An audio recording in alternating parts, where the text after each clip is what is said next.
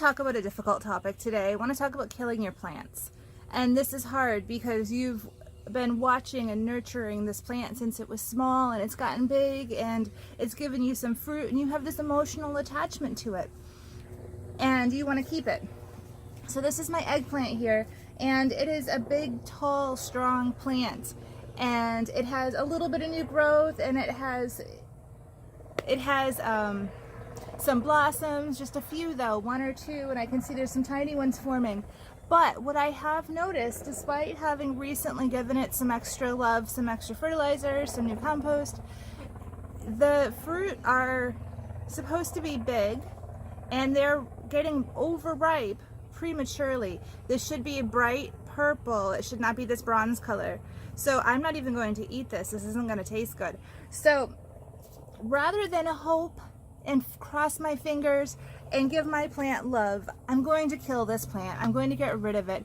And I have a nice, healthy replacement for it. It's hard to take a plant that you've been watching and say, you know what, it's not worth it anymore. But it's important because when you're gardening, you're doing it to grow food. This plant is not making food. And a new healthy plant will likely make a lot more food, maybe even faster than those blooms will be ready. And I don't even know if this plant right here, if those blooms are going to produce fruit that are of decent size. Now, I got a lot of life out of these plants. There's actually 2 eggplants in here, but they're not the most heat tolerant variety for the summer. So I did go ahead and I got 2 different eggplant varieties. I got the Ichiban Japanese eggplant, the long skinny one, and then I also have a bride eggplant variety to try. I'm excited about that one because I've never tried the bride variety before.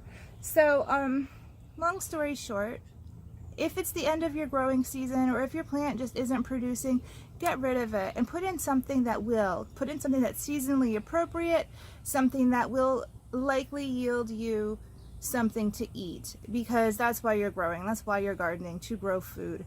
And if this was a house plant, I'd say maybe give it some love, see if you can make it healthy again. But it's not a house plant, it's not a pet. It's a food plant, and it's not giving me food right now.